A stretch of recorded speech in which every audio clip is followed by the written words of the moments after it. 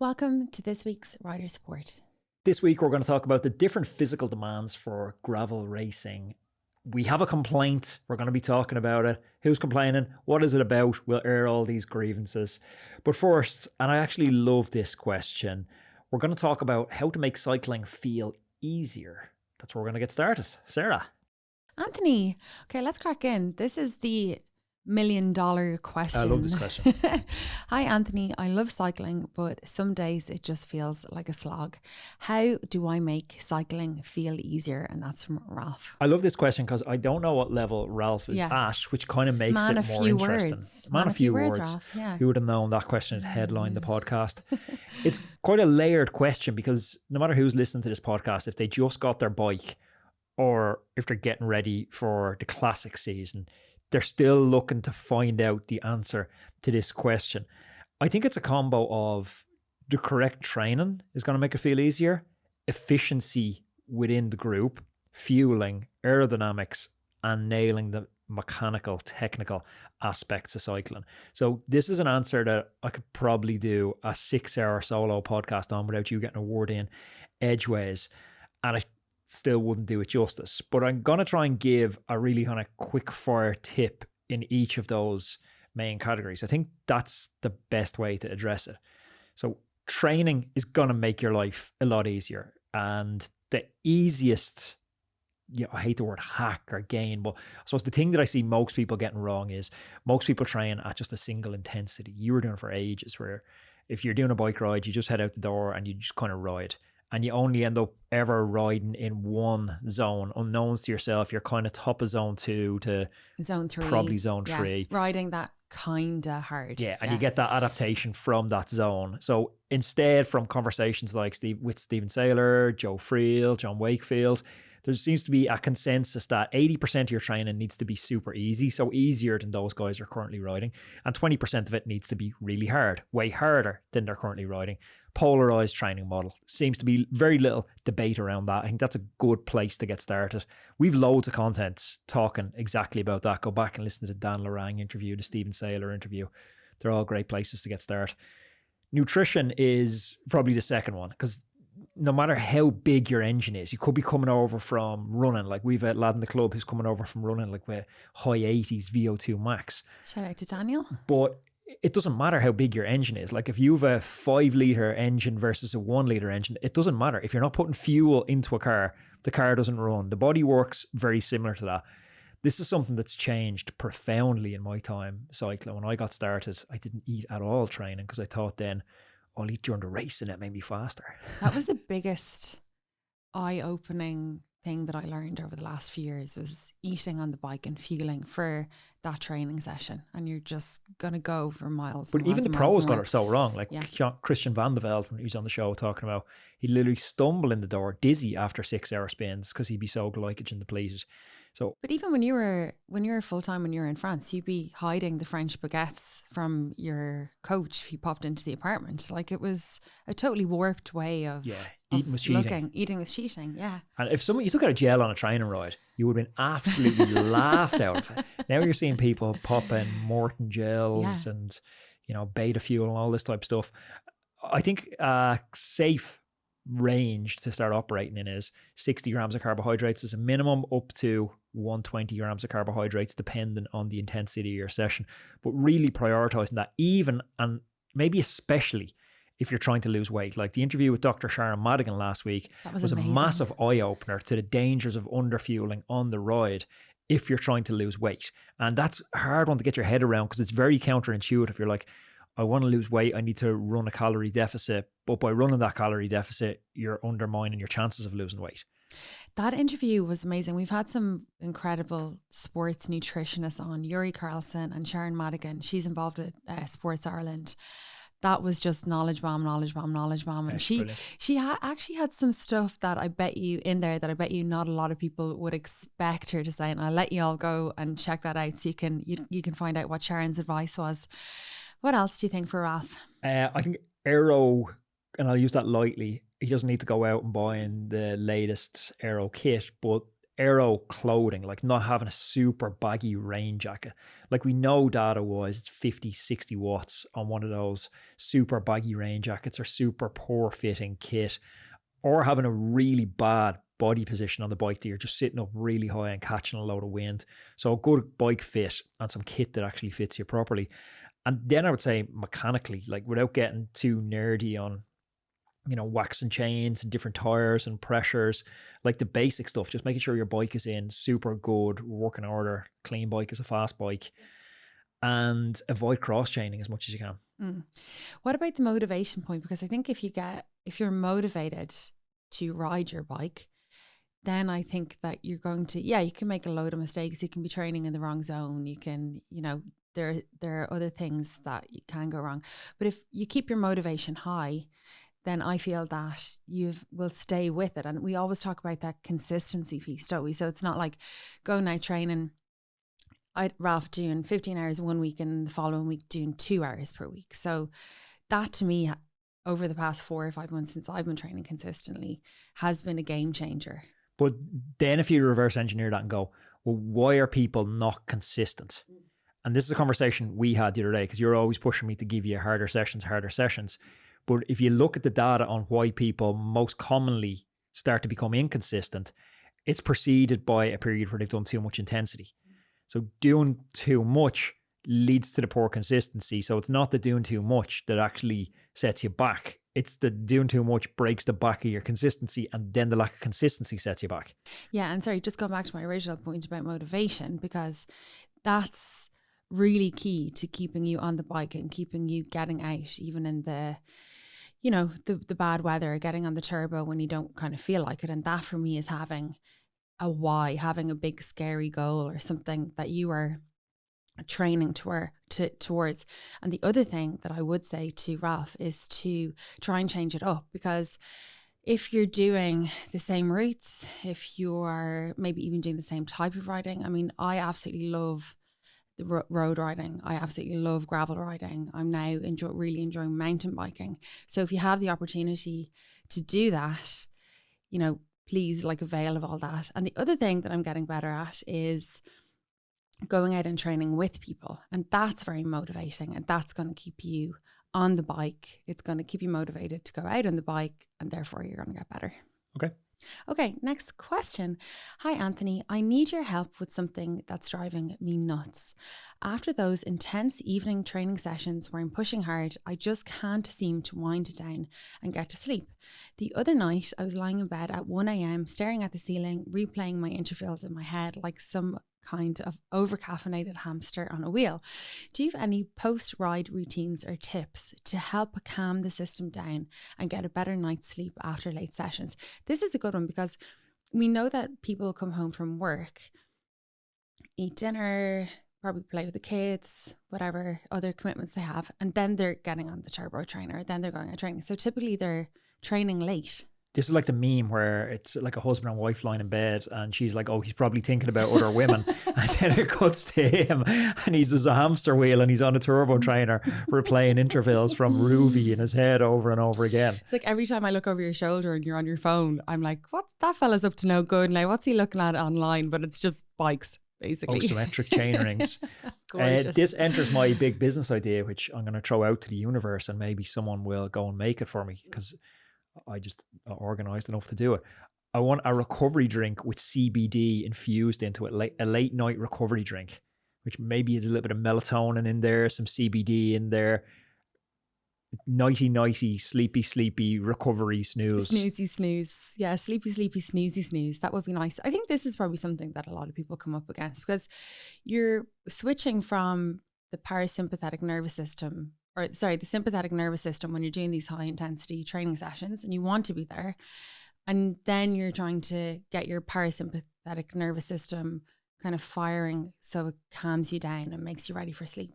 Okay, some of the stuff I would do, I would cool down properly. I wouldn't just smash a 20-minute full gas TT effort on a Thursday night and then jump off straight away, as tempting as it is to skip the cool down, because, you know, indoor training, especially cool down period, it's not the most enjoyable. So getting that cool down properly, 10 to 15 minutes at a very easy pace, and bringing your music with that You know, you were giving me stick coming home from the gym. I was still listening to Thunderstruck from AC/DC in the car after the session.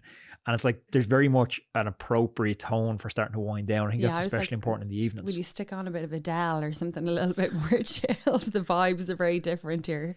And then I think you can foam roll or stretch even for 5-10 minutes after the session to help release tension in your muscles, reduce that physical stress on your body. And that's going to promote relaxation as well. Avoid stimulants. He mentioned he's over caffeinated. Like, you shouldn't need caffeine before, like, the half-life of caffeine is, I think it's 4 hours.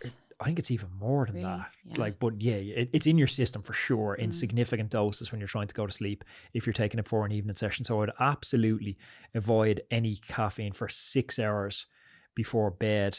I would try a magnesium supplement before bed as well. That's very good. Something like a chamomile tea or a valerian root, which can also help muscles and mind relax. You could also try, like he said, he's going over it in his head, like diary at the end of the day. Like, I used to do the general's tent. Someone taught me in the podcast, I think it was the Navy SEAL Kumalassis, taught me this idea of the general's tent, where it's like a bird hovering above the town and he's reporting on what he's seeing for the day. So you're just a little bit of a debrief on what went right, what went wrong, what you could do better for the day, and get it down on paper. And it's like downloading your thoughts. So you're kind of freed from them. That's a brilliant idea. And then it's the stuff we talk about all the time. I think sleep environments matters a lot, and sleep routines matter a lot, like getting off devices. You know, you're probably finishing the session with your caffeine, then going back inside, pulling out your phone, uploading it to Strava, scrolling through comments, sharing it on Facebook, Instagram, whatever. Like, putting rules in place where you're not going on tech and getting exposed to blue lights. And maybe instead replacing that with like some breathing exercises or something like that. There's so many amazing apps now that will lead you through. Get off the screen, Sarah. Oh, you're just listening to it. And it'll lead you through kind of a meditation that will help activate your parasympathetic nervous system. What you say is really interesting about the caffeine, taking caffeine before an evening session. I can't really drink coffee after 2 p.m. in the afternoon because it affects my sleep. And I know that about myself. But he should probably, if he is taking caffeine before a session, he should really start to look at his breakfast, lunch and dinner and snacks that day. If he has to take a caffeine gel before a session, that's a good he's point. probably feeling wrong in the lead up to that session. The other thing that I will say as well, you kind of touched on it a few moments ago, is that melatonin can be used as a really, really effective way to help you get back into your sleep cycle. So they don't really recommend that, you use it consistently. Yeah, exactly. But it's a very, very safe way to really get yourself into that sleep state, especially if you've been at kind of this high stress level before that. And there's very few risks associated with it as long as you stay within the guidelines and dosages. I know that in Ireland it's a prescription drug, but in many countries around the world you just get it over the counter in your chemist. So potentially something to think about if you're finding it really hard to. But that's more to reset his sleep cycle, isn't it, rather than. Yeah, but if he's finding it hard twice a week to drift off, you could take it quite safely twice a week, to lull yourself into a sleep, because that feels like more of a crutch than addressing the underlying problem. Yeah, I agree. No, I think your points are, he should definitely try all of those before getting on the melatonin. Yeah, okay. Best of luck with that. Okay, next question. She says, "You won't see it from my house." I was like, well, I'm a really good sleeper. It's because I've got that clean conscience, so not an issue I face. Okay, hi Anthony and Sarah. While I like a lot of your content and feel it's helpful, I think that some of it is off point. One example is a few weeks ago when a listener wrote in to ask if wearing a hydration pack on a road ride is acceptable. Cue sniggers and eye rolls from you and Sarah. Can we please stop all this elitist bullshit and just let everyone do and wear what they want? Again, I really am a supporter of the podcast, but I feel that this kind of judgment is unnecessary. He said cue the sniggers, cue Wes chopping it out and creating it into a reel and throwing it up on Instagram. Doubling down. No, I think the gloves need to come off for this one because your man's wrong. Who wrote in? Do we have a name? No, actually. Okay, so you're wrong. Like, traditions and rule-based systems, they exist in cycling for a reason. They exist for your safety and everyone's safety in the group, and they exist for people's enjoyment. So feel free to, wear a kilt and a hydration pack and whatever else you want if you're out training on your own. Break those rules. But when you're in a group, have respect for traditions, because it's respecting other people in the group around you. Cycling's like a mini Darwinism, where we've passed on useful traditions from generation to generation, and we've carefully iterated to remove the not so useful traditions. So what you're seeing now, it's the product of generations of people passing down what works to the next generation, to the next generation, to the next generation. Now, some of the reasons why you might not want to wear a hydration pack, we laughed it off because I didn't think it needed full explanation, but it obviously does need full explanation. There's a reason you don't see hydration packs in a group ride if you go to the hubs of cycling. You go to France, you go to Belgium, where etiquette is very tightly respected. Firstly, we opened up the podcast today about how do I make cycling easier on myself. You're not going to have the strongest guy in the group who's wearing a hydration pack, because he's respected traditions to a point where he's achieved that level of wizardry or mastery. So it's typically going to be someone a little bit newer. So they're already not putting a burden on the group, because the group should only be as fast as its weakest link, but you're handicapping yourself because they're so aerodynamically poor. Like, you're putting bulk on your back to increase wind resistance and actively slow you down. That's disrespecting the rest of the group. You're not doing everything you can in your power to make yourself as fast as you can to be a proper part of this group. But there's also loads of other reasons. Like, we know the research from chatting with the guys from Core about heat buildup and how heat, even a small increase in body temperature, affects performance. So heat dissipation off the back of these packs is really poor as well. Typically results in your body temperature being, at least half a degree higher. Balance and handling isn't super if you're having a full hydration pack and you're not used to wearing it, especially. Your center of gravity changes. It makes the bike feel a little bit less stable, especially when you're in tight formations, or if, it's a technical part of the road where you're navigating like a particularly tight descent and you're all packed in together, which we don't have so much in Ireland. But you have that in other countries where you could, ride a 20-minute climb as a group, and then you go into a 10-kilometer twisty descent with switchbacks where everybody's staying perfectly in formation. They're touching shoulders if they have to, going around corners. Having something that destabilizes your center of gravity there is just not a good idea at all. Also, there's a little bit of an inconvenience to the group. Like, messages are passed quite subtly from person to person. There's occasions where you need to look around to see if someone's gapped. It's kind of like obscuring your vision. It's harder to see around it. And etiquette and space are important in a group as well. Like, in a group ride, space and communication are key, and a hydration pack protruding, it can take up just a little bit extra room in tight formations, making it harder for you to stay in the draft of someone's wheel or harder for you to hold position. And that's just touching on some of the reasons that spring to my mind off the top of my head. I'm probably missing loads of other reasons as to why hydration packs haven't become the norm. Yeah, I mean, they don't look cool.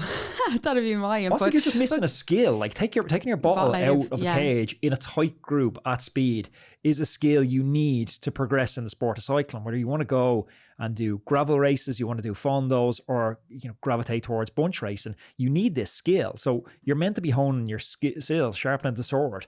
I think that's quite an extensive monologue about why hydration packs don't work, Anthony.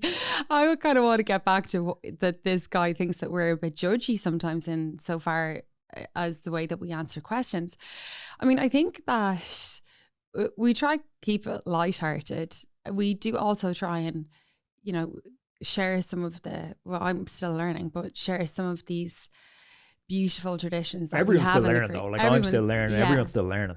And also, like, people, what I always say, and I know when we started the podcast first, Anthony was always a little bit reluctant, if someone was like, oh, should I wear white leg warmers? And I'd be like, hell no. Anthony'd be like, well, I don't know. I mean, if you like them, I guess wear them. And I'm like, well, people are actually writing in to ask, is this acceptable? Does this look cool? These people actually want to know or want our opinion. Yeah, but there's different categories. So there's stuff that's like, okay, if the question is, does it look cool?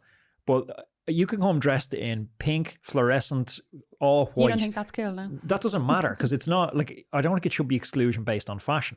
I think it should be inclusive. But Where me, I'd draw a distinction is if you're putting the safety or enjoyment of someone else in the group at risk, you need to draw a harder line on it than like a sartorial recommendation. Yeah, but you're kind of missing my point is in the fact that somebody who comes to cycling as a newbie like me, and I have a question. I always say, it's like running.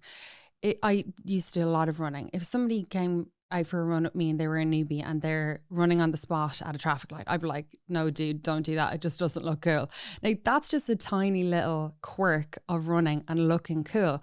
And people who write into us in the podcast want to know these little things. And I think that we're better off, to be honest. But stick with the running analogy. So it doesn't look cool. Bit of a dick move to point it out. But I think you should point out if they're going out running in a pair of Adidas Sambas where you're like, I know they're going to do an injury if they keep running in that. I think you have a duty to point that out, where you're being a bit of an arse, I think, pointing out that they don't look cool. But if this person said to you, as they do in the podcast, because they're writing in, they're asking our opinion. So this person comes out on a run with me and they're like, Sarah, how can I look cooler when I'm out on a run? And I'd be like, okay, well, number one, stop jogging on the spot at a traffic light. The people writing in have given us permission to give our opinion on it. So that's kind of where I stand. But thank you very much for the question and your ongoing support. Okay, next question. Transform your indoor cycling with Rouvy, the platform that brings real-world routes and augmented reality to your training. Whether you're preparing for a big event or you're just looking to explore, Rouvy lets you experience legendary rides like Alpe and Passo de Stelvio from the comfort of your home. Rouvy's unique augmented reality technology uses real-life video and GPS data to create the most realistic cycling experience available. You'll feel every climb, descent and turn with precise terrain replication, giving you an authentic outdoor ride indoors. Plus, with AR elements like avatars and banners, the ride really feels totally immersive and interactive. With over 1,500 routes and 25,000 kilometers, the world's most iconic cycling destinations, Rouvy is perfect for cyclists of all levels. Whether you want to enjoy scenic routes, participate in group rides, or push your limits with advanced training plans, Rouvy has you covered. Rouvy also offers flexible pricing, allowing you to pause your subscription or choose duo or group plans to share the experience. From exploring new places to serious training, Rouvy has something for every cyclist. Ready to ride the world? Visit rouvy.com and start your journey today. Anthony, should we make mudguards a rule in our group ride? I think that somebody wrote in. Stitch up after last question. Somebody wrote this in about me. On Saturday, it was very muddy, the roads are very bad. I don't have a mudguard and everyone behind me was getting destroyed. Now, I was getting destroyed sitting on your wheel and everybody who didn't have a mudguard as well. And yeah, I got a bit of stick for it in the WhatsApp group. People were sending me links for mudguards, things like that. People fall on different sides of the fence with this one. This is... I would say it's not like the white leg warmers. This is more nuanced. Yeah, look, some clubs justifiably so have mudguard rules where you have to use a mudguard, and I've never been a fan of those rules but I can see the argument for them as well. It's miserable if you're on a group ride and people don't have mudguards and you're getting mud constantly funneled in your face. But I'm not a fan of them, and I lean towards not having them, because of you're forcing and you're imposing additional cost on somebody. We've students in the club, we've people that just, they'll break one small piece of equipment and they're out of the club ride for months and they're not able to attend because they can't cover the cost of equipment. Everyone's coming from slightly different demographic backgrounds. To impose an additional equipment cost, I don't love that idea. Now, I know people are going to say, oh, it's 20 quid extra, it's 50 quid extra. But you're also dealing with a variety of skilled mechanics. Like, you wouldn't be able to install a set of mudguards. And then aesthetically, mudguards look quite bad. And we've very different riding conditions. Like today, it's absolutely bone dry. There's no need for mudguards at all. So then you're asking someone to kind of take mudguards on, put mudguards off, and then potentially they have to go to the bike shop to do that. So that's why I've kind of erred against imposing a mudguard rule on the group spin. But having said that, when we do get a wet day on our group spin, it's absolutely horrific. I just try ride on the front as much as possible. Yeah, I was out for a spin with you and Jer the day before yesterday, and I had been sitting on the wheel, of course, all day, and we pulled up to a traffic light, and Jared took one look at me, and he was like, I was talking about something. He was like, Sarah, I can't take you You look seriously. like you work in a coal mine. He's like, I just cannot take you seriously. Neither me or Jared had a mudguard on. Yeah, and it was a really bad day. But we were perfectly dry. You were fine. Yeah, I don't know. Maybe there should be a rule. The jury is out. I know I did post about it on my ex account a couple of weeks ago, and so many people do have these rules for their clubs. So. Well, mudguard's one of those where we talked about cycling's this iterative process that passes down rules. Potentially one generation from now, mudguards is a hard and fast rule in every group ride. It's in that grey area now where some clubs do impose it, some clubs don't. Yeah. Okay, next question. Anthony, I started gravel riding at the end of last year and was feeling it in every inch of my body. My joints and my hands were constantly so sore because of all of the very tough terrain. How can I improve my positioning or my body to absorb shocks and vibrations during rides, especially on rough terrain? Are there any specific training exercises or techniques that can help me? I think there's a few bits before you get into that. Tires are your suspension on a gravel bike. Wider tires, typically better. If you can get 50mm tires in, go with 50mm tires. Small aerodynamic penalty, but if this is what you're suffering with, they're going to help a lot. After that, tire pressure matters. Going over to the Roadman website, and we have a toolkit in the top menu, and it's totally free. And there's a tire pressure calculator in there, which I would encourage everybody to check out and make sure you're using the right tire pressure, because that's going to help soak up impact and it's going to give you improved traction. If you're really, really suffering with it, some of the gravel bikes have started adding suspension. I know Specialized have added suspension into some of theirs. Some of them do weird suspension handlebars. Not a huge fan of it. I don't think it's that necessary, because you can do other stuff like use a handlebar that has a little bit of flare on it. That'll help absorb a little bit of impact as well. Gloves and good bar tape are going to help. I rode Rift 2 years ago with no mitts on, and my hands were absolutely pouring blood at the end of it from just the constant vibrations of the day. But body position does help as well, like having a loose grip on the bars. Like when you grab the bars tightly, you're just creating that kind of, constant like pressure, tension, yeah, almost like you're trying to start a fire with your two sticks together. It's that friction together. It's getting transferred straight from the bars, the road, right into your hands, and that does kind of wear on you a little bit. So the loose grip helps. Also having like flex in your elbows and knees to absorb the impact, so it's not coming straight through a lock joint and transferring up. Just generally upper body being quite relaxed, I think, helps. But like gravel is more torquey and it's more upper body than road, because you're constantly lifting your front wheel over obstacles. Like you can't just ride into the lip of something, you go over the bars. So you're constantly making these little up, and that mightn't seem like a huge movement or a massively taxing movement, but think how many times you could do that in a 10-hour ride. Like it's massive. So you do need to put a little bit more focus on core stabilization, stuff like planks. And if you Google core training for cyclists, throw it into YouTube, you're going to get loads of recommendations on stuff there. But that's where I would get started. Yeah, I think after doing all of that as well, it's literally just time on the bike as well, because I know that if I take a few weeks or months off the bike, I go back onto the bike, I get pains in not the most random places, but it's pains where you're the touch points. For me, it's in that right in between my thumb and my forefinger kills me. The crux kills me, and there's not really that much that I can do about it except try and relax my grip on the bike, and then also my body will just eventually after a few weeks get used to it again. So as I said, take all of Anthony's advice and then just keep going, suck it up as well. Part of it. Okay, next question. We are so excited to announce that we are partnering with Whoop. Whoop are changing the game when it comes to wearable technology and health monitoring. Whoop is a wearable health and fitness coach that provides you with feedback and actionable insights into your sleep, your recovery, your training, your stress, and your overall health. Sarah and I have been using Whoop for years, and we love the insights it provides into our body's inner workings. It really gives us a look under the hood. And you're going to see Mathieu van der Poel, Richard Carapaz, and other elite level cyclists wearing Whoop. But it isn't just for those superstars.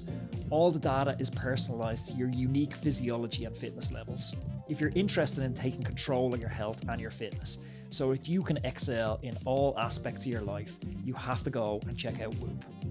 go to the URL now, which is join.whoop.com/roadman. I'm going to pop that in the description below, and you're going to get a free month's access to Whoop membership on me. I promise you won't regret it. Hello, Anthony. As a cyclist in my late 50s, I've noticed that my recovery time has increased. Are there any specific recovery techniques or training adjustments that can help masters athletes like me bounce back more efficiently? I'd be using data to start out. I'd be using your Whoop and leaning on that. And, I know obviously they're a podcast sponsor, not, shilling them, but the new era of ability to peak under the hood is invaluable, whether you can see your heart rate variability, your resting heart rate, and plot that against times where you're feeling recovered. I think that's very valuable, and that's your starting point. Ensuring you dig into those trends and you're looking at times where you did have the highest heart rate variability. What was your rest day schedule like in the week preceding that? Was it times where you're riding 6 days a week or times where you're riding 4 days a week? We often miss that. Like if you think back to how Training Peaks calculates someone at a peak, it's a combination of being fatigued and being fresh. And it's that intersection of fatigue and freshness equals form. So it's not just about training on. It's training plus recovery equals the adaptation. And we're looking for that adaptation to give a performance. So using data to figure that out just now seems like a no-brainer. 2-3 seasons ago, it was hard to get reliable data. Now it's not. So you can figure out what your optimum training balance is. If it's 3 days a week or if it's 7 days a week, you can figure that out. And then using that data to guide stuff like sleep. Like, are you sleeping enough? Again, checking into the data to see if you're sleeping enough. What's good sleep look like when you have your perfect night's sleep? Now sitting down with your diary and going, okay, that was a perfect night's sleep. What did I do last night? What time did I get off screens at? When did I have my last meal? When did I have my last coffee? And by using that combination of, a little bit of introspection with the diary and the data, you can start to construct your sleep routine, because you can't do that. You can't just go online and go, what's Joe Rogan's sleep routine? It's going to be very different for you than it is for someone else. Sharon Madigan spoke on the podcast about the protein intake being super important over 40, which category I'm hesitantly falling into now. I'm saying nothing. So I'm admitting nothing. Getting at least 1 to 2 grams of protein per kilogram of body weight. 2 is probably the high end for cycling. 1 to 1.5 will probably do most people. Sharon gives a better breakdown of it. Anti-inflammatory foods are more important as you age as well. Stuff like with known anti-inflammatory benefits like leafy greens, berries, fatty fish like salmon, mackerel, nuts. All these help reduce muscle soreness and speed up recovery. Hydration, again, super important. It seems like not sexy, but hydration and electrolytes. All this stuff just gets more important as you age. You can get away with so much when you're 20, but when you're 40, when you're 50, when you're 60, not so much. Adding in supplements. What's the right supplement for you? Well, it's based on your blood works. The data for stuff like creatine, vitamin D, and omega-3 fatty acids is pretty good well across the board. Yeah. Magnesium as well for muscle relaxation. But if you're getting specific, I'd encourage you to get a blood work and then identify where the weaknesses are and then supplement around that. I think stretching, mobility stuff, and strength training are also massively important. And then you can dive into the gadgets. I'm always hesitant to recommend the gadgets, but there is stuff like, what did we use a few years ago? Was it Power Dot? Oh yeah, that was the Electro Thames machine essentially. Yeah, I really like that. That was good. You can use the compression boots that we'd occasionally throw on in the house as well, or a massage gun, or just go for a massage. You went for a massage last week, you came back dead. I was like, this little 7-stone Thai lady is the strongest person on the planet. She could literally turn your bones into dust if she wanted to. If there's an apocalypse, I want this lady on my side.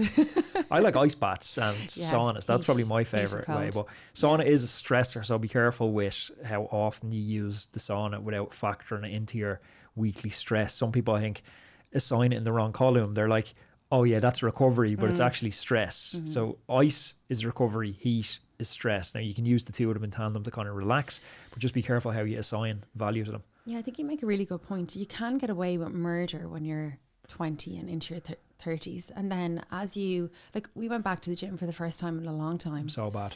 And I think my ability to bounce back and retain strength, retain mobility, all of that kind of stuff, it seems to just be dissipating so much quicker than it used to. I kind of always took for granted that if I went into the gym, I would have a minimum standard, which was still pretty high. But I went in the other day and I left pretty annoyed, didn't I, at myself for letting it slip so much. So look, you're back into it. You know the heaviest weight in the gym? The front door. I'll leave you with that classic. Rob, man, thank you for tuning in. We'll have another episode coming to you hot later in the week. Until then, there's a video up here, which I know you're going to love. And please subscribe to the channel down here.